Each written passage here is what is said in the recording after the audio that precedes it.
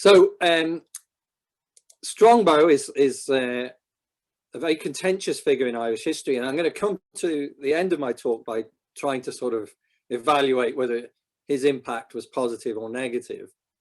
But just in terms of framing the whole discussion, it's often introduced as being the start of an era. The arrival of the Normans in Ireland is seen as the start of an era that's going to culminate in empire. And so this is the, you know, crudely the beginnings of hundreds of years of oppression of Ireland by England. So that's you know, often the discussion, and I don't really want to rehash that discussion. I will a little bit at the end, but actually what I want to do is recast the whole situation of the coming of Strongbow to Ireland as the end of an era. And the era that it's an end of is the era in which the Normans dominated European and Middle Eastern affairs. From 910, when the realm of Normandy is established, through to Ireland, 1169, the Normans are the preeminent military force in Europe. And I'm conscious I'm speaking to the Military History Society as well as Kildare Library, so you know there's be plenty of military considerations in this talk. And so I see that as a distinct era, the era in which the Normans were at the forefront of military and to some extent social changes in Europe. They were driving change, often at the point of the sword. So for me, Strongbow coming to Ireland is the last great adventure of a whole series of adventures by Normans, by knights of relatively modest means, whose military advantage they used to carve out for themselves, you know, territory and land and privilege. So beginning in Italy in 1059, Robert Guiscard and just 7 others go down there, initially as mercenaries. And this is one of the themes of my talk. It was always a mistake to introduce Normans into a politically volatile situation, because even if they were small numbers, and even if they were serving you to, you know, to defeat your local enemy, they always had an eye on the bigger prize. They were very, very dangerous because of their advantages. So they do carve out Apulia and Calabria. They also then go on to conquer Sicily, which is off the Muslim Emirates. So whether you're the Byzantine emperor, whether you're the emir of a major polity in the Middle East, these Normans are extremely dangerous. So it isn't just Ireland. You know, Ireland's not by no means a unique region for experiencing these incursions. And you know, it's not you know, if Ireland, if the Byzantine emperor struggled with them, it's no doubt all smaller kingdoms and realms were going to struggle with them, including Ireland. So they establish Bohemond, son of Robert Guiscard, joins the First Crusade, and he establishes a Norman style of control around Antioch. So the last of these invasions is the Irish one. Throughout the period, the world is changing. Of course, it's always changing. But what's happening is that the advantages that the Normans had initially are starting to be fade, because their neighbours are catching up and modelling them. I'll just run through them shortly. But also, there's been another development over these hundreds of years, which is that the rulers of these regions are becoming stronger. So the states are becoming more centralised, more disproportionately powerful compared to the vassals. And these powerful kings, by the end of this period, Henry II of England, for example, they're able to quell the ambitions of the Norman knights who all aspire to be conquer their own land. So, you know, the era is coming to an end when Strongbow comes to Ireland. Thereafter, there's really not enough wriggle room for a Norman knight or a lord of a small region to become a really powerful figure and make major conquests. So just very quickly say something about the start. Why were the Normans so successful? So successful that for 200 years they were able to conquer their neighbours. Well, there were Vikings initially, and Rollo, Hrolfr, was expelled from Scandinavia. He was again, it was, you know, the growth of kingship was resented by many independent Vikings, and the Vikings were somewhat unusual for their day because they were free farmers. So whereas in France, say, and Italy, there's still a desire by nobles to recreate the Roman Empire. So the kings there still have a massive attempt to have big slave granges on which slaves are working, and where they have an aristocratic disdain for work themselves. They see it as a very you know, very low form of activity. The Vikings, on the other hand, were practicing farmers, and who would then pick up their sword and chainmail armor and go off in their ships for booty, but would often, the goal would be to return. But Hrolfr was operating with 60 odd ships, and over several seasons he would winter over in parts of England that had been conquered by Vikings. And he was operating both sides of the English Channel. So the King of France eventually caves in to the pressure and makes him an offer. And this, by the way, this little bit of poetry on the left is it's the saga of Hrolfr. It gets a mention in Snorri Sturluson, and the prediction is when he's driven out of Scandinavia, he'll be very, very dangerous, which he was. So anyway, King Charles meets Hrolfr, and they come to an agreement. Hrolfr will be given territory in what is now Normandy if he'll effectively police that region. So no more Viking incursions against the King of France in return for all this land. And they agreed this. And then the King of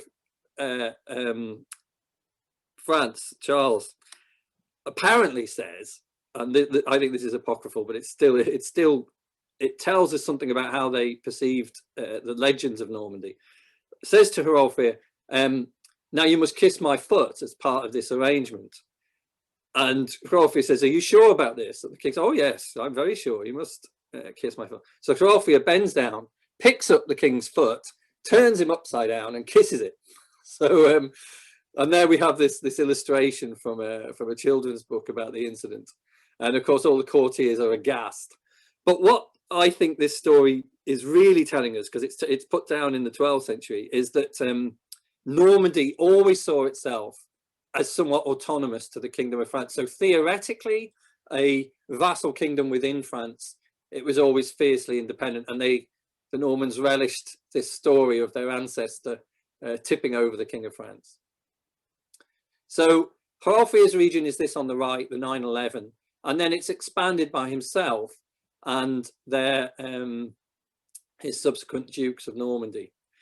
And again, you know, why are they able to expand? Well, I'll talk about some of their military advantages, but it isn't simply military. If it was just military, then eventually they'd come unstuck, either because they simply didn't have the forces, or someone would copy what they were doing.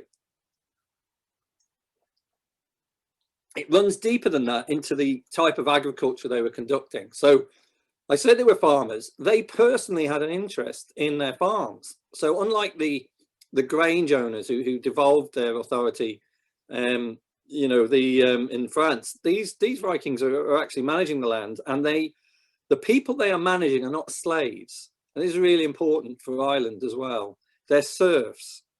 And the distinction is this, that although you wouldn't want to be either a slave or a serf in the 10th century, right? Life is pretty miserable at the bottom.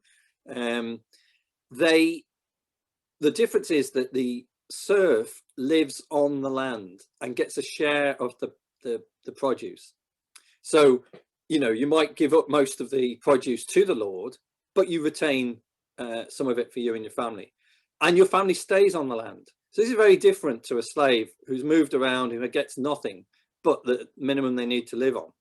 Because the serf then has an interest in moving that big rock to make the plough go that bit further, in irrigating the land and so on. So these differences add up to significantly bigger agricultural yields for the Normans than their neighbours.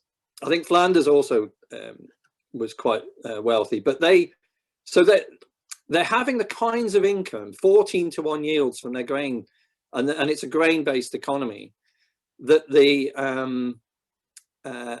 that would allow them to do things that the neighbours can't do, which is including assemble massive fleets and construct castles on a very, very big scale. So they've got I mean, it's even to breed a war horse, that takes a lot of resources. You know, you're going to have staff, you can have the land, you're going to have the food. So, you know, if you're going to ride a war horse into battle, you need a foundation of wealth, and the Normans had this. So they, you know, their interest in the land and the fact that they would keep accounts of right down to like how many iron tools were on the farm. This is eventually going to pay off for them. It means that they can mobilize quite quickly, very impressive armies. And we get a really powerful insight into life in Normandy from this fantastic source, the Bayeux Tapestry. So it really tells us a lot. You know, we're normally operating on written sources, limited by their, you know, the reason for them being written is often skewing the information that they're presenting to us.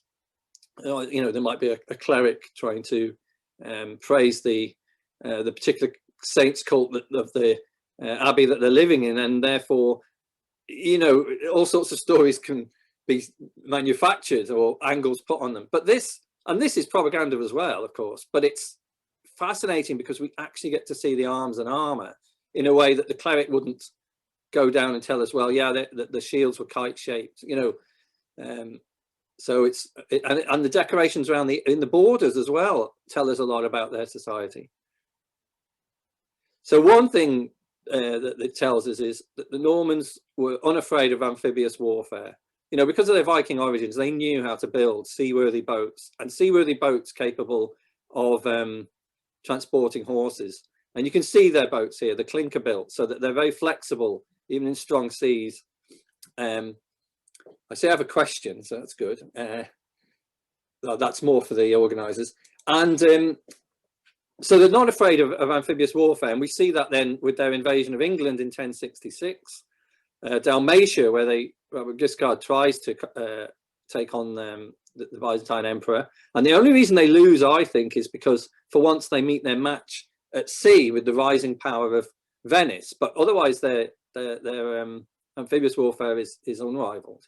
Sicily, 1130, and then the biggest stretch of sea that any of them crossed, Ireland, 1169. So again, I'd see this as the context for the Irish invasion. It's a part of a much bigger pattern.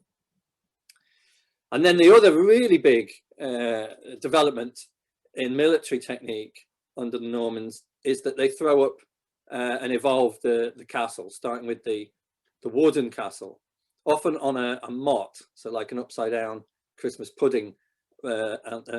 You know, there's a good picture there in the bottom left, but there's also one in the Bayeux Tapestry there. There's two, in fact. And then, so they would be able to create these castles very quickly. So when William invades England in 1066, he is able to throw up castles as to consolidate his position, even before Harold comes to try and best him in battle. Siobhan asks, where did the Normans get their stone building tradition? That's a good question. Whoops.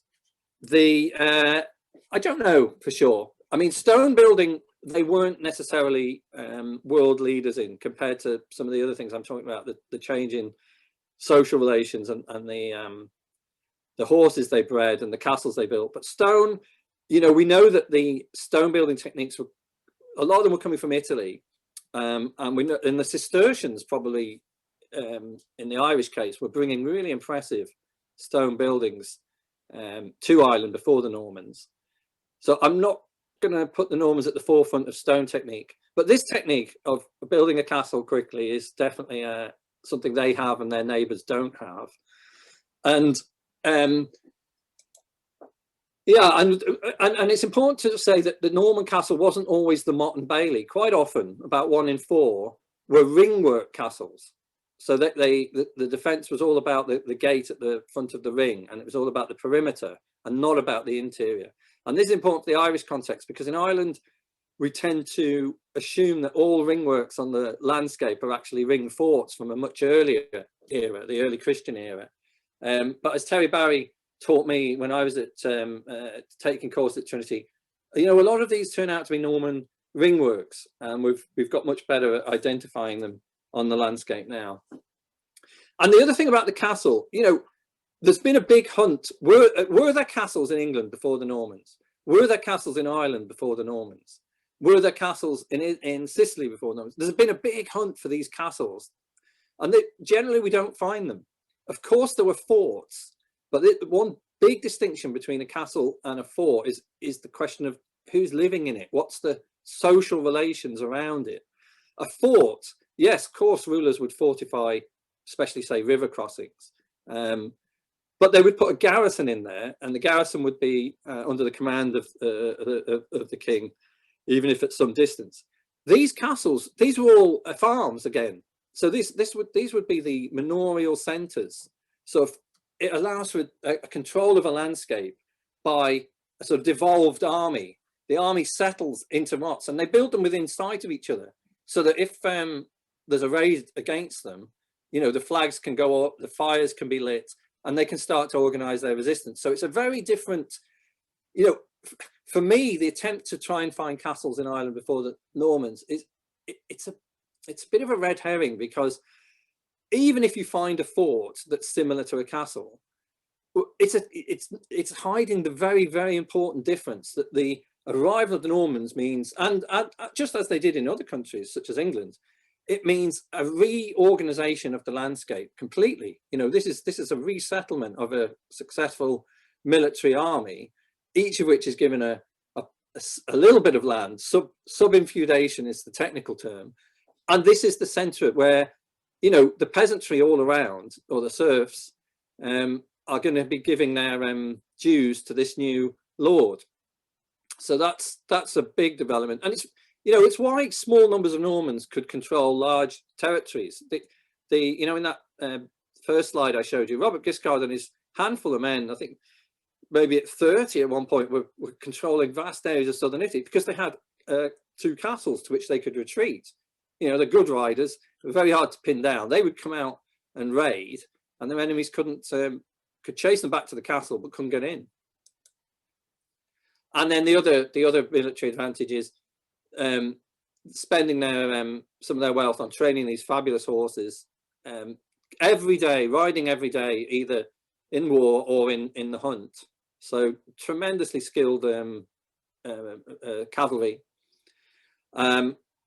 and breeding really powerful horses capable of carrying them in their full armour. And of course, you know, when I was saying about the Vikings coming to France, Viking society is seen as barbaric compared to, say, Roman society and the Roman emulators. But in Scandinavia, where they're, we can see from their grave goods, they were developing the stirrup. They were developing a heavy plough capable of turning heavy northern soils.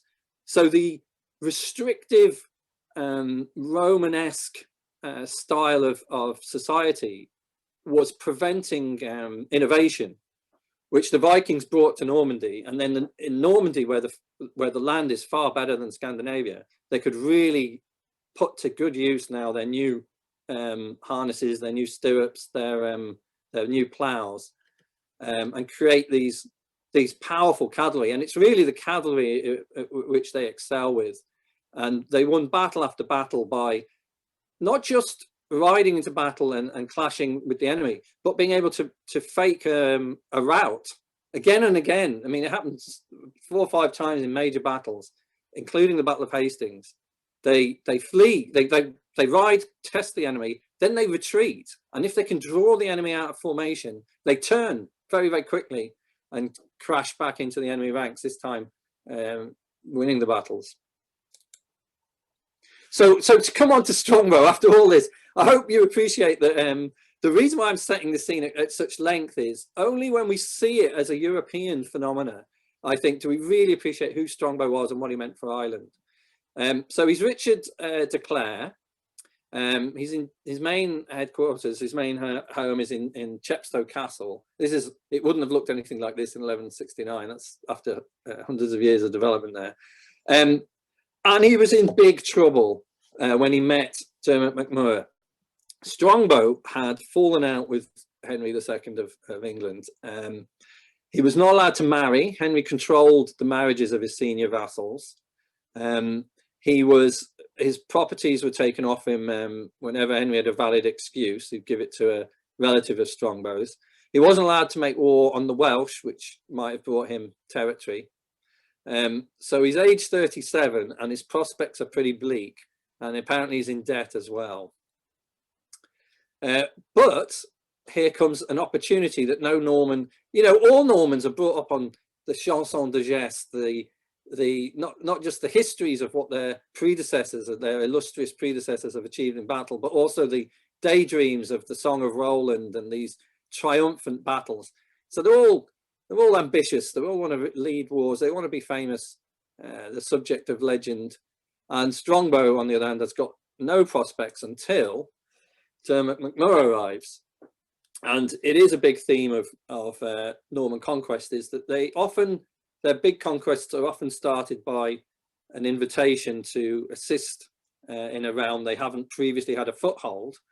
And that happened in Italy and Sicily and and I would say the Near East as well, if you think of the empire asking for help against Muslim armies.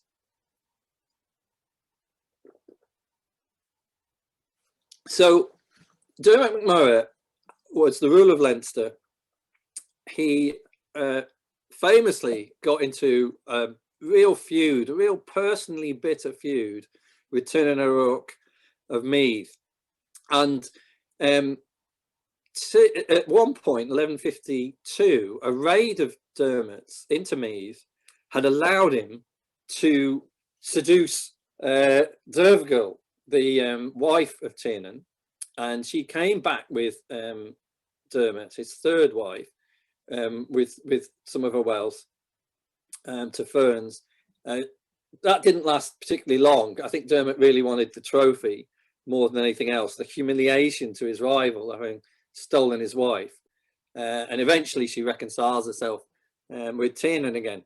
But this creates the kind of feud that is the start of like the war in Troy, the Helen of Troy sort of scenario. And this classical scenario is not lost on Gerald of Wales when he writes about this history, because Tiernan never forgives Dermot. And we know this because much later, when Tiernan gets the upper hand over Dermot, he insists on the full price of Dervgil, 100 ounces of gold be paid, the full honour price. So he's, 17 years he's holding this, 15 years he's holding this grudge.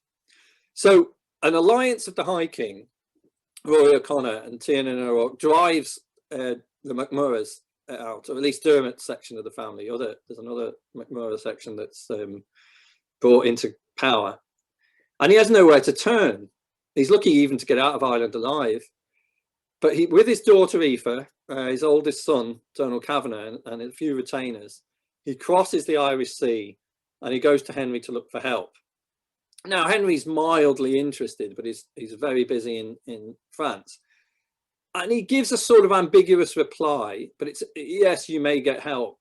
But he doesn't say anything definite. But this is enough for Dermot to then start going round from his base in Bristol, going around Norman lords trying to appeal, would you come to Ireland? And he finds Strongbow in 1167, early in 1167. And this is this is the stuff of drama, of films should be made about this, because they make a very ambitious alliance. They shake hands on something that must have seemed very remote, that Strongbow is going to come and help Dermot. And in return, he gets to marry Aoife and rule Dermot's lands in Leinster.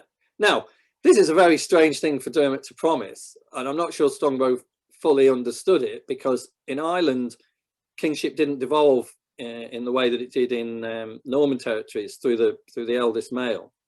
There was a much more dispersed body of people who were eligible for the kingship, and it was usually much more factional. So it's not quite that Dermot promised Strongbow the kingship, but he did promise to back him in rule of Leinster if Strongbow could deliver that back to Dermot. So they make this agreement, and it suits them both, of course. The people it doesn't suit are Henry and the Rory and the other lords of Ireland. And then we get to fly through a bit of a chronology here. How am I doing for time?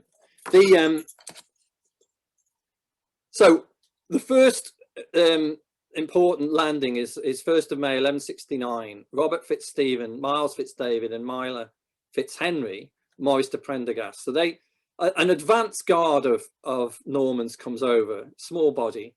Robert Fitzstephen's interesting. He's been released from a Welsh prison in order to be allowed to come on this expedition, and they don't do particularly well. Rory and Tiernan mobilise quite quickly at the return of Dermot, and they make a mistake.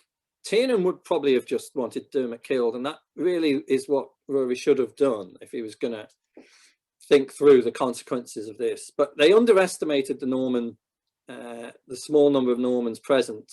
They didn't see them as particularly threatening, and Rory wants stability. So he actually takes submission from Dermot and hostages from Dermot rather than eliminating him entirely. And Maurice de Prendergast escapes to report back to Strongbow. Now, a much more serious force arrives on the 1st of May under Raymond Royal. And here we have another element to the picture. So we have the Irish aristocracy playing for the high stakes of, kingship over the kingdoms of Ireland and the high kingship. But we also, around the coast of Ireland, have the Hiberno-Norse, the Vikings who've settled and become integrated into the Irish culture and political scene. So they of course, are extremely concerned about the Normans. They don't underestimate them. And they come out to battle Raymond, trying to snuff out any invasion before it starts, but they lose. And despite a big advantage in numbers, and this is a common story for 200 years across Europe, having larger numbers doesn't bring you victory against these heavily armored men with really well made swords, and especially when they can use their cavalry against you. So we have the first significant Norman victory here, and it is significant. It's a foothold. Then we have Strongbow sailing for Ireland, 23rd of August 1170. And this is, again, it's a very Shakespearean moment, because he's assembled his fleet in South Wales, and he's literally on the boat with all his troops. There's dozens of ships. The tide is on the way out for them. They must take it. When a messenger rides up from King Henry and says, the king says you must not go. Very unambiguous now, Henry. Now that it's actually happening, he decides he doesn't want it to happen. Why? Not because he's concerned about Ireland at all. He's concerned that a powerful Norman lord, and especially one who's been his enemy for so many years, on his flank is potentially extremely dangerous. And he's right. Henry's absolutely right. This Ireland could be the basis of a Norman kingdom that could rival Henry's. So he absolutely explicitly commands Strongbow to stop. Now that puts a big decision onto Strongbow's shoulders. Go back to where he was, which is nowhere, which he obviously doesn't want to do. But if he goes on with the invasion, he is a rebel. He is crossed the King of England. He can assume there will be consequences, and not just for him, for every one of his vassals. This is a really difficult decision, and there's going to be consequences. And this is why I say that I see Strongbow as the last of the Norman adventurers, because he takes the decision to go on with the invasion, and thereafter I don't think any vassal of a king of Europe really can raise their forces and be autonomous enough and defiant enough to engage in this kind of adventure. But it's a big risk, because what he's got to do now is first of all, he's got to be successful in Ireland, but then he's got to be successful enough to negotiate with Henry and stand up to Henry if necessary. So he sails, he's successful in Waterford, and with the streets still covered in the blood of the Hiberno Norse and their Irish allies, he marries Aoife MacMurrough. So a very unromantic wedding, despite the famous picture. Actually, the picture, to be fair, does have all the suffering around the outside of it. And this is a new kind of warfare for Ireland. In the several centuries running up to this, the arrival of Normans, the Irish lords fighting one another generally didn't fight to the mass with the idea of slaughtering all their enemies and eliminating entire dynasties. They would usually fight until victory and then take all the prisoners with them and then negotiate with the prisoners. So it was very unusual to have death on the scale that the Normans brought. But the Normans they wanted to rule these cities. So they didn't have any interest in negotiations, in trading and exchanging prisoners. So only for Dermot MacMurrough, they would have wiped out the entire aristocracy, the Hiberno Norse aristocracy of Waterford. In terms of numbers, do we know, Michael asked how many troops and horses? We do, it's in my book. I'm not going to pause to look it up right now, Michael. If I get a chance, I will. Relatively small numbers. Now, this is off the top of my head, but the exact figures would be in the book. But I know that when Henry comes in 1171, he brings 500 knights, which is way out of the league of anybody else. Up until then, we're talking maybe 30 with Robert, maybe 100 with Strongbow.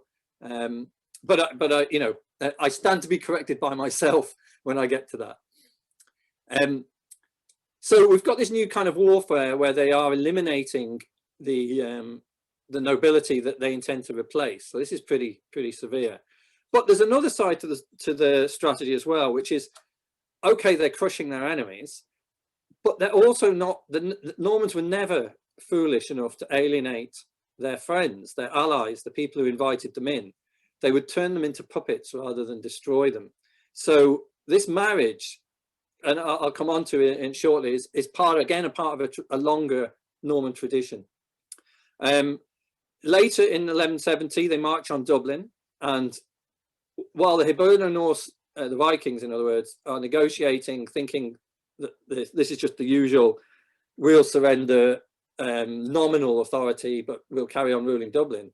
Some of Strongbow's troops charge into the city and seize it, and again slaughtering very, very many of the Viking aristocracy, although enough get away that they can relaunch a counterattack later. And Dermot MacMurrough, in some ways, is at the height of his power. Now, in another way, he isn't, because he's dependent on Strongbow, but he's got everything back. All the people who kicked him when he was down are come crawling back to him, begging their apologies. It must have been quite a satisfying year for Dermot, except that he dies. So he doesn't live to see the end of Tin and O'Rourke, who's now his old enemy. He's on the defensive. So Strongbow's in a much better position now with Dermot dead. Donald Kavanagh, Dermot's main son, not his oldest, who's been a hostage and therefore killed by the breaking of Dermot's deals. Donald Kavanagh sticks with Strongbow, which is very important, but Strongbow sticks with him. It is reciprocal. If we look at the map, I'll come to shortly, you'll see that the Normans don't take lands for themselves. They honour that agreement that they made back in Chepstow in 67. The Vikings make another attempt to get Dublin back and fail, and then another big battle, 1171. Rory O'Connor comes up with an army and all his allies, and this is the moment at which, if the Norman invasion is going to be stopped, this is it. And it's a test of arms. Now Rory fails the test miserably, partly because he underestimated, that he had no expectation that a very small number, you know, a few hundred knights and then a few hundred more archers and so on, men at arms, would dare come against his thousands. But he's camped around Castle Knock, and And he's completely surprised when the Normans, who are beginning to starve inside of Dublin, decide, look, they have to make an attack. They can't. They're just going to be they're going to be starved otherwise. So they have a surprise attack and they win. So that it didn't have to be that way. I think there was a serious chance of Rory being able to win this scenario, but he'd have had to have had a much. He'd had to have appreciated the danger the Normans represented and really organised on the assumption that they were capable of sortying from the city. Tiernan tries again and fails. He tries because Strongbow's away, and it's not a bad effort. And again, small numbers of Normans under Miles de Cogan beat the much bigger army of Meath.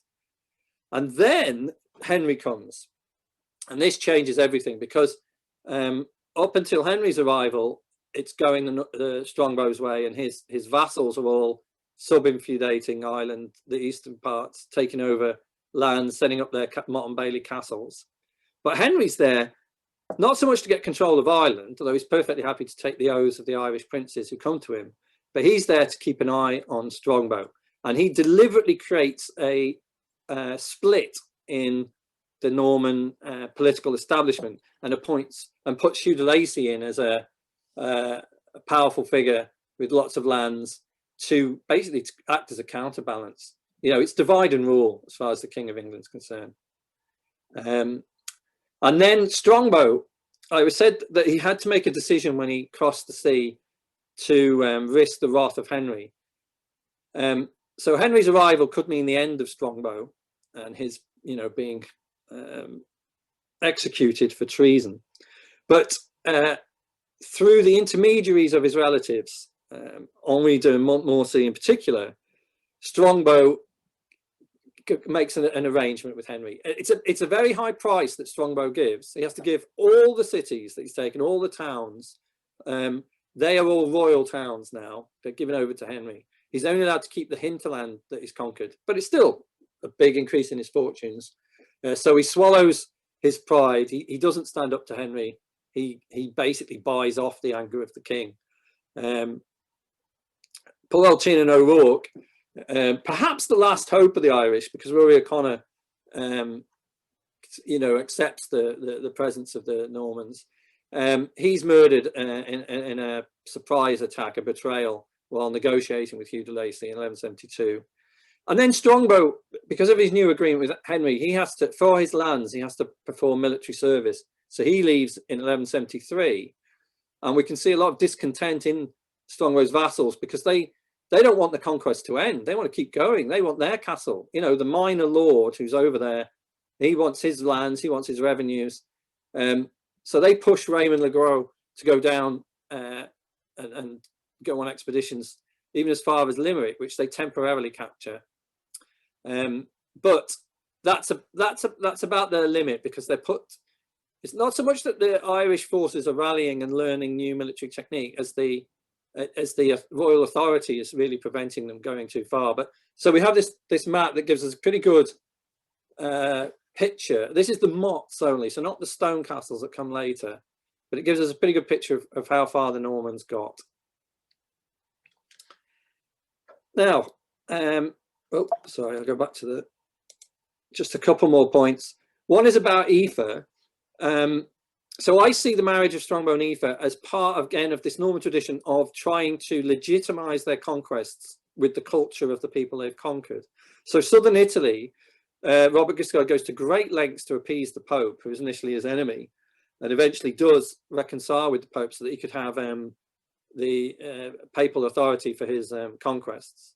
It's sometimes said that Strongbow had done the same and had papal authority for the conquest of Ireland in the form of a document called Laudabilita, but I think that's a forgery concocted by Gerald of Wales to justify the Normans' conquest of England, and that the papacy in fact was not in favour of the conquest of Ireland in 1169. Might have been in 1155.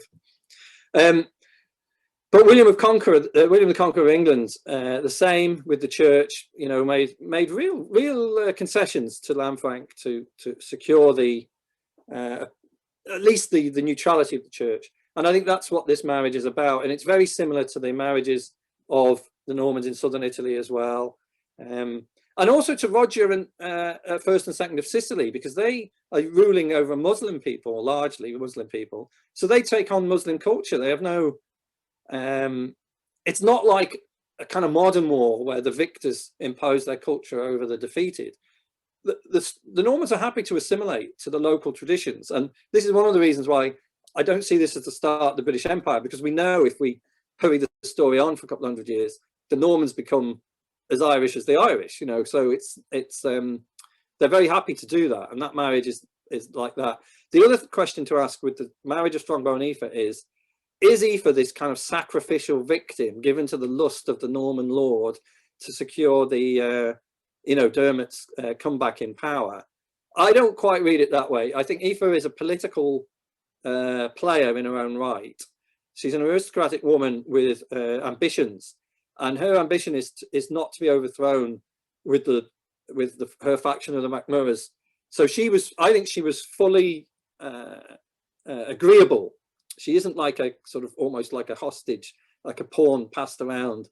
I think she's fully agreeable to this. And the reason I say that is because she learnt the languages and informed herself about the political events in England sufficient that their daughter, Isabella, could secure all of Strongbow's inheritance on his death. When Strongbow dies, Aoife moves fast to stop his rogue vassals in England and Wales taking over his property. So she became absolutely capable woman of managing these affairs. So some sort of token marriage that doesn't really fit that picture. I think she's a participant in this project, the Norman invasion of Ireland. Doesn't make her any more likable, but I'm just that's how I think it looks. So to conclude and give some time for questions and answers, were the Normans positive for Ireland? And I'm afraid I don't have a yes or no answer to that. I think that they were very harmful in a couple of respects. They certainly, if you were in any way related to the Irish aristocracy and the Irish nobility of the East Coast, you'd hate them because they take everything off you. You're impoverished, you're killed, it's pretty grim, right? Like any conquest. Also, they bring the King of England to Ireland, and that's not good in the long run. Now, for a couple of hundred years, it's kind of meaningless in terms of there's still plenty of opportunity for an Irish High King to emerge, and this Ireland's history is not necessarily subordinate to England's history. Not until we get, I think, to Elizabethan times do you see an imperial relationship where Ireland is starting to become a resource from which the goods and wealth is sucked into the empire. That's later. So I don't think we're seeing that, but that later history perhaps wouldn't have happened if Strongbow hadn't have been successful. So that's the negatives. The positives, though, and people generally neglect this, Ireland was a slave-owning economy. I mean, the unit of currency was a cumnal, a female slave. There was a cattle-driven cattle economy rather than a grain economy. So you get you need a lot of female slaves to milk the cows, to churn all day, churning, making the butter and the cheese. So, to abolish slavery is a big positive for the country. If you're a slave, if you're a slave in the east coast of Ireland, the coming of the Normans is a good thing. They transform the farming landscape on the whole for the better in this, if we're measuring it by yields. They found new towns, but roads and bridges and some new technologies. So, I think it's right to see them a bit like the coming of the Vikings to Ireland. When the Vikings first came, it was pretty grim. They would sack the monasteries looking for treasures, and they would melt down precious artifacts just for the silver in them. So that's, pretty unpleasant. But then the Vikings settle and become quite an important constructive element in Irish society, connecting Ireland more strongly with its naval routes. Still conducting a big slave economy out of Dublin, though. So the Normans, I think I'd see them that way, right? So brutal, setting a dangerous precedent with the King of England, but also as they acclimatise to the country, bringing these positives. So I shall finish there.